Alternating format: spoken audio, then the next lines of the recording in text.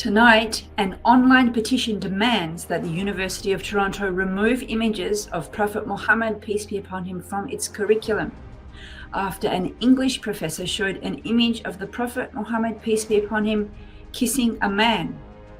A meeting between the NCCM and the university's management has not brought any results so far. And 2 Israeli settlers break into the Church of Gethsemane, prompting Palestinians to seek UN intervention to protect the holy Christian and Muslim sites. How does war impact climate? From the Vaults, an interview with Tazeen Hassan from Justice for All Canada explains how years of war in Kashmir is playing havoc with its environment. This is called intentional damage to the environment, is called environmental genocide. I would call it environmental genocide. And environmental genocide is also taking place in Kashmir. Assalamu alaikum and good evening. This is Muslim News Canada on Muslim Network TV. I am Catherine Bullock. An online petition is demanding that Islamophobic material from the University of Toronto curriculum be banned. The news comes after an English professor from the University of Toronto Scarborough in November last year showed a disrespectful image of the Prophet, peace be upon him. In the image, the Prophet, peace be upon him, is drawn in a cartoon kissing a man wearing a t-shirt that reads, "I am Charlie" in French. The image was shown in class with Muslim students without warning. The professor dismissed concerns from Muslim students. The incident has been taken up by the National Council of Canadian Muslims with no tangible results so far. The National Zakat Foundation, or NZF, says that on March 13th, the organisation ran out of zakat. In a social media post, the organisation says they have never experienced this before since they started distributing zakat in 2013. According to the NZF, the demand for local zakat is skyrocketing. They received 140% more applications in the month of February for zakat. In the first half of March, they had 402 zakat applications and distributed $284,000. National Zakat Foundation urges Canadian Muslims to give zakat locally so that they do not turn away single mothers, elders, and struggling Muslim brothers and sisters here in Canada. Palestine on Sunday appealed for US and international action to halt Israeli settler attacks against holy sites in occupied East Jerusalem. 2 Israeli settlers on Sunday broke into the Church of Gethsemane in Jerusalem and attempted to sabotage the content inside. They were confronted by a Palestinian man who was present at the church, according to the Governorate of Jerusalem. The Palestinian Foreign Ministry strongly condemned the settler attack on the church. It called on the United Nations to activate international protection for the Palestinians amid continuing Israeli attacks. Israeli police, meanwhile, said a settler had been arrested for breaking into the church and threatening visitors with a sharp object. Justice for All Canada has awarded Liberal MP Samir Zuberi with their Ally of Justice Award. This was in recognition of his work to bring 10,000 Uyghur refugees to Canada. The awards were given at an annual dinner attended by around 230 people last Friday night in Mississauga, Ontario. The Director of Justice for All's Washington, D.C. office spoke about the campaigns to raise awareness and lobby politicians over the Rohingya, Uyghur, and Kashmiri genocides. Other awards were given to Ahmed Attia, Mustafa Farouk, myself, and the South Asian Dalit Adivasi Network for their work combating discrimination overseas and in Canada. War, armed conflict, occupation. We often talk about these things and how they impact human beings, but we forget that also has an impact on the environment. Kashmir's environment has been suffering the impact of Indian occupation. To explain, we are joined by Tazeen Hassan, who is the campaign manager of the Kashmir Action for Justice for All Canada. Assalamu alaikum and welcome back to the show. Walaikum assalam, Sister Kathy. Thank you for inviting me to the show. It's our pleasure to have you with us again. You are one of the regulars on our show, always updating us on what's going on to do with Kashmir and the Kashmir Action campaign that you run. I understand that you're just back from a conference in Pakistan where you were talking about climate change and water pollution. Tell us why you attended the conference and what's like one key lesson you learned while you were there. Well, I was in Pakistan. I was invited by Kashmir Forum, and basically, we were actually. I was actually working on this campaign. I mean, on this topic before, because environment is a transnational issue. Mm, So Kashmir's atmosphere. Kashmir is a Himalayan valley. We know it's the highest conflict zone in the world, and it's embedded between three nuclear powers: China, uh, Pakistan and India. So basically, well, there are about 600,000 to 900,000 Indian soldiers and paramilitary troops stationed in Kashmir, in mm, Indian administered Kashmir.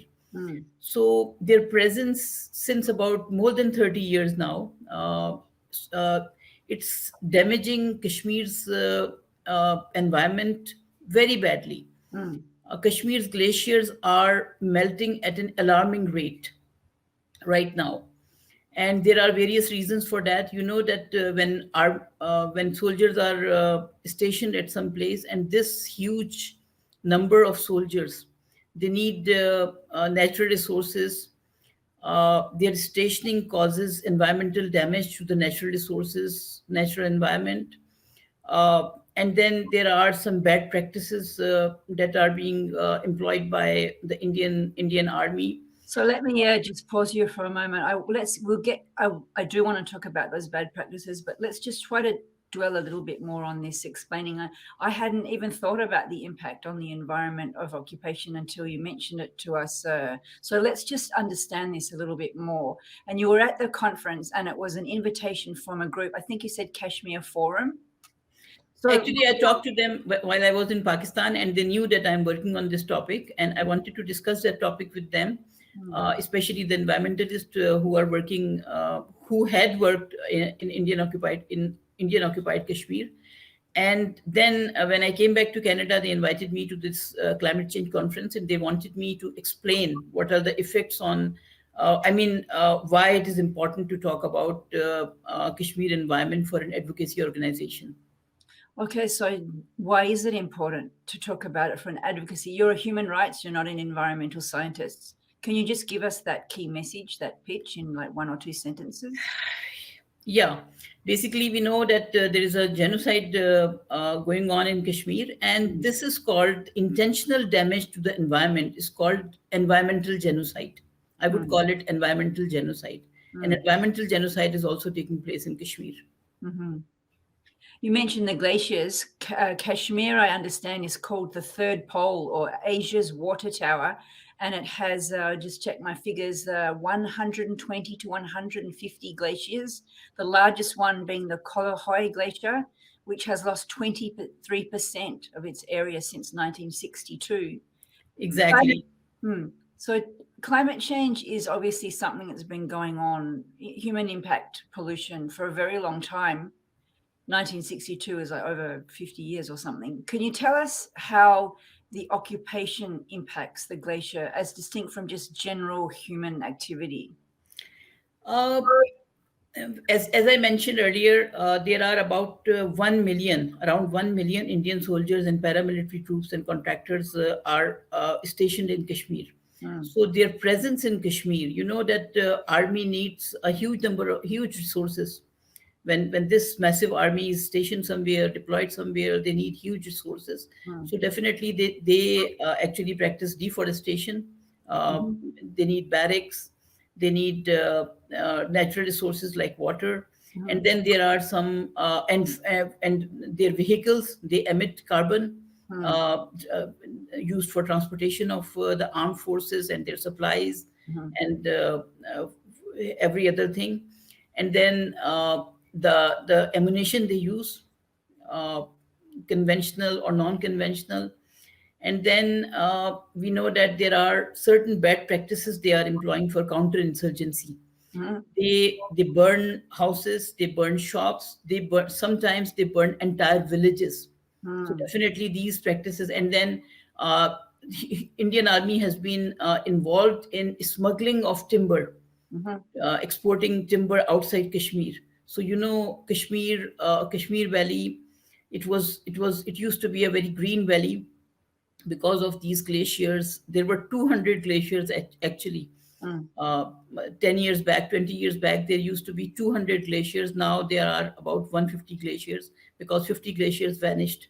And then the Kalahari glacier, it used to be in 1980s, it used to be about 11 square kilometers.